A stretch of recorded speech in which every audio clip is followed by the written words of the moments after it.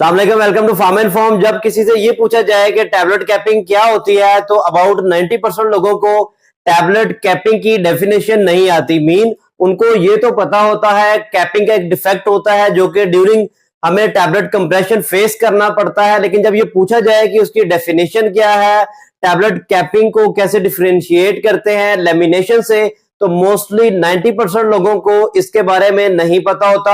और बहुत से ऑपरेटर्स को, फ्रेशर्स को और इवन के एक्सपीरियंस लोगों को जो कि फार्मास्यूटिकल इंडस्ट्री में काम कर रहे हैं, ये नहीं पता होता कि तमाम पॉसिबल रीजंस जो कि हो सकती हैं टैबलेट कैपिंग के लिए वो कौन कौन सी हैं और हम टैबलेट कैपिंग को कैसे प्रिवेंट कर सकते हैं। तो आज की वीडियो आपके लिए है, क्योंकि इस वीडियो में हम टैबलेट कैपिंग को समझने की कोशिश करेंगे हर पॉइंट ऑफ व्यू से। मीन हम इसमें डिस्कस करेंगे फॉर्मुलेशन रिलेटेड इश्यूज को, मशीन रिलेटेड इश्यूज को, हम समझेंगे टैबलेट कैपिंग क्या होती है। अगर हम टैबलेट कैपिंग को प्रिवेंट नहीं करेंगे तो वो कौन कौन से लॉस हैं जिनको हमें बर्दाश्त करना पड़ेगा और हम टैबलेट कैपिंग को प्रिवेंट कैसे कर सकते हैं। तो अगर आप चैनल पे नए हैं, चैनल को सब्सक्राइब करें। टाइम वेस्ट किए बगैर स्टार्ट करते हैं वीडियो को। What is tablet capping? Tablet capping जो है इसको डिफाइन किया जाता है the removal of crown edges of the tablet. Mean जो टैबलेट के क्राउन एजेस होते हैं, हम कहते हैं ताज को, जो कि किंग अपने सर के ऊपर प्लेस करते थे। तो क्राउन के जो एजेस होते हैं, मीन अगर सपोज करें ये टैबलेट है राउंड, तो इसके ये जो क्राउन एजेस हैं इसके ब्रेकडाउन को हम बोलते हैं टैबलेट कैपिंग। अब कैपिंग और लेमिनेशन में फर्क क्या होता है? लेमिनेशन में टैबलेट दो लेयर्स में डिवाइड हो जाती है, तो आपने कैपिंग और लेमिनेशन को कंफ्यूज। जब फार्मा में किसी कैपिंग डिफेक्ट को रिप्रेजेंट करना हो तो मोस्टली हम लेमिनेशन को भी कैपिंग ही कह देते हैं। तो कैपिंग का मतलब होता है सिर्फ क्राउन एजेस का ब्रेक डाउन होना या रिमूव हो जाना। अब अगर टैबलेट कैपिंग को प्रिवेंट नहीं करेंगे तो हमें कौन से नुकसानात को उठाना पड़ेगा फार्मास्यूटिकल इंडस्ट्री में? तो सबसे मेन इंपॉर्टेंट लॉस जो आता है वो आता है in the form of breakdown. Mean कि हमें ब्रेकडाउन को बर्दाश्त करना पड़ता है। जब ब्रेकडाउन आएगा तो प्रोडक्टिविटी लॉस होती है। जब प्रोडक्टिविटी लॉस होगी तो हमारे कॉस्ट जो है ऑपरेशन की वो बढ़ जाएगी और हमारी जो प्रोडक्ट की क्वालिटी है वो भी कंप्रोमाइज हो जाएगी। तो इसलिए हमारे तमाम लोगों को जो कि टैबलेट कंप्रेशन डिपार्टमेंट में काम कर रहे होते हैं तो उनको समझना चाहिए कि कैपिंग क्या होती है, इसकी रीजन क्या होगी और हम इसको कैसे प्रिवेंट कर सकते हैं। हम डिस्कस करेंगे पहले फॉर्मुलेशन रिलेटेड इश्यूज को, कि फॉर्मुलेशन में कौन कौन से मसाइल हो तो कैपिंग आ सकती है। सबसे पहली रीजन जो होती है वो होती है लेस मॉइस्चर कंटेंट। अगर हमारे ग्रेन्यूल्स के अंदर मॉइस्चर कंटेंट पूरा नहीं है, मीन मॉइस्चर कंटेंट कम है, तो टैबलेट कैपिंग का इशू हमें फेस करना पड़ेगा। ओवर ड्राइड ग्रेन्यूल्स, ये दोनों आपस में लिंक है। मीन जब ग्रेन्यूल्स ओवर ड्राई हो जाते हैं तो उसमें मॉइस्चर कंटेंट कम हो जाता है, जिस वजह से हमारी कैपिंग आती है। नेक्स्ट आता है लेस बाइंडर। अगर हमारी फॉर्मुलेशन में बाइंडर की क्वांटिटी कम होगी तो हमारे ग्रेन्यूल्स के अंदर जो स्ट्रेंथ है वो भी कम होगी, जिस वजह से एजेस जो है वो ब्रेकडाउन होंगे और कैपिंग की रिजल्ट में हमें फेस करना पड़ेंगे ड्यूरिंग कंप्रेशन स्टेज। अगर हमारी फॉर्मुलेशन के अंदर फाइन पाउडर ज्यादा है और ग्रेन की कंसंट्रेशन कम है तो भी हमें कैपिंग का इशू फेस करना पड़ सकता है।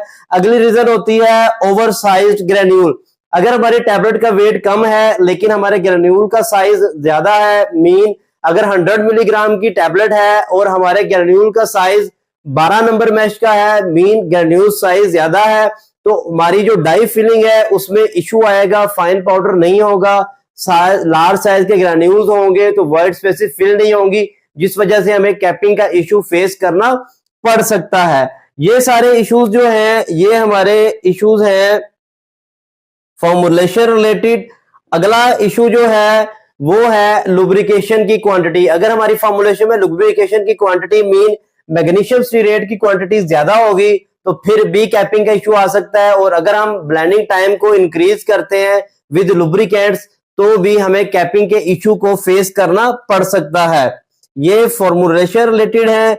इसके बाद हम नीचे देखेंगे कि हमारे मशीन रिलेटेड इश्यूज कौन से होते हैं।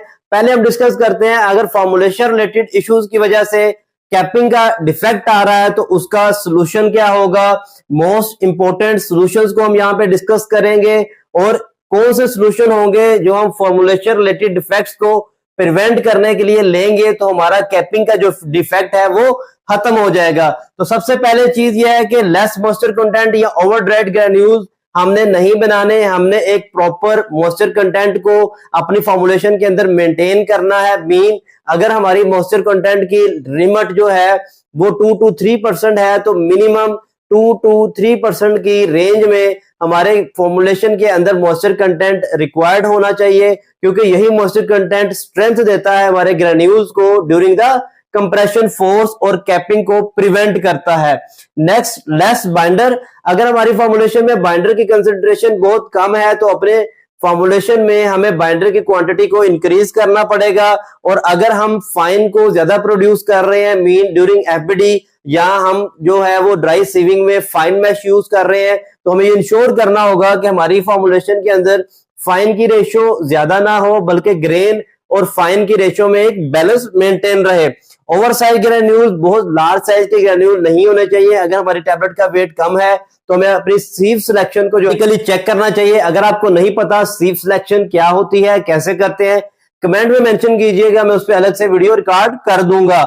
नेक्स्ट है हायर कंसेंट्रेशन ऑफ लुब्रिकेंट। तो लुब्रिकेंट की कंसेंट्रेशन को आपने ऑप्टिमम रखना है और लुब्रिकेशन ऐड करने के बाद जो ब्लेंडिंग का टाइम है वो 2 से 5 मिनट रखना है, इससे ज्यादा एक्सीड नहीं करना, क्योंकि यहाँ पे भी अगर मैग्नीशियम स्टीरेट होगा तो हाइड्रोफोबिक लेयर क्रिएट होती है जो कि कैपिंग का बाइस बनती है।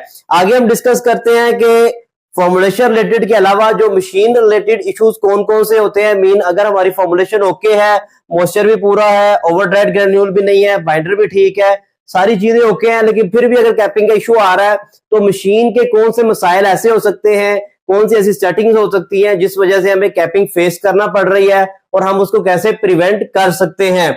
यहाँ पे सबसे पहले अगर आप डिस्कस कर देखेंगे तो यहाँ पे लिखा हुआ डीप कनकेव टूलिंग। मीन अगर हम डीप कनकेव टूलिंग को यूज कर रहे हैं तो मोस्ट ऑफ द केसेस हमें टैबलेट कैपिंग को फेस करना पड़ता है। अगर हम बहुत ज्यादा प्रेशर अप्लाई करते हैं, हमारी टैबलेट की हार्डनेस बहुत ज्यादा है, तो ये भी काज करती है टैबलेट कैपिंग को। तो साथ साथ हम सॉल्यूशन को भी डिस्कस करते हैं। अगर आपको कैपिंग का इशू फेस करना पड़ रहा है, आपकी ये सारी चीजें विद इन रेंज है, तो अगर आप डीप कनकेव टूलिंग यूज कर रहे हैं तो अपनी डीप कनकेव टूलिंग को चेंज करके किसी और शेप पे इसको शिफ्ट करें। अगर आपकी कंप्रेशन मशीन का प्रेशर बहुत ज्यादा है तो कंप्रेशन मशीन के प्रेशर को कम करें, हार्डनेस रिड्यूस करें, इससे भी टैबलेट कैपिंग का इशू जो है वो रिजोल्व हो जाता है। नेक्स्ट आता है मशीन स्पीड।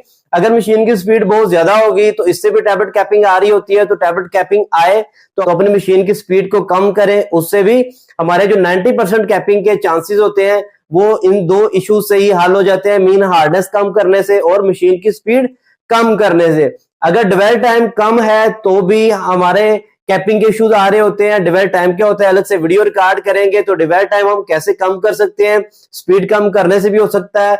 और हम अपने जो डूम शेप की टूलिंग को, मीन डूम शेप हेड वाले जो पंचेस हैं उनको यूज करके डिवेल टाइम को इंक्रीज कर सकते हैं और कैपिंग को प्रिवेंट कर सकते हैं। अगला इशू जो हो सकता है वो air entrapment. Mean during compression अगर हमारे पाउडर या ग्रेन्यूल्स में एयर इंट्रैप कर गई तो ये भी रिजल्ट बनेगी टैबलेट कैपिंग का। तो एयर इंट्रैपमेंट को कैसे प्रिवेंट कर सकते हैं, इसके लिए हम टेपर डाइज यूज करते हैं और प्री कंप्रेशन का एक सेटअप या मैकेनिज्म हम कंप्रेशन मशीन्स के अंदर यूज करते हैं। वर्न आउट डाइज होंगी तो भी टैबलेट कैपिंग का इशू आएगा, तो डाइज को प्रॉपर्ली इंस्पेक्ट करना चाहिए और प्रॉपर टाइम पे उनको रिप्लेस कर लेना चाहिए। लेस अपर पंच पेनिट्रेशन भी हमारी टैबलेट कैपिंग का बाइस बन रही होती है, तो पंच पेनिट्रेशन को इंक्रीज करके भी हम इस इशू को रिजोल्व कर सकते हैं। लोअर पंच पोजीशन अगर हमारी प्रॉपरली एडजस्टेड नहीं है तो उस वजह से भी हमें टैबलेट कैपिंग का इशू आ सकता है।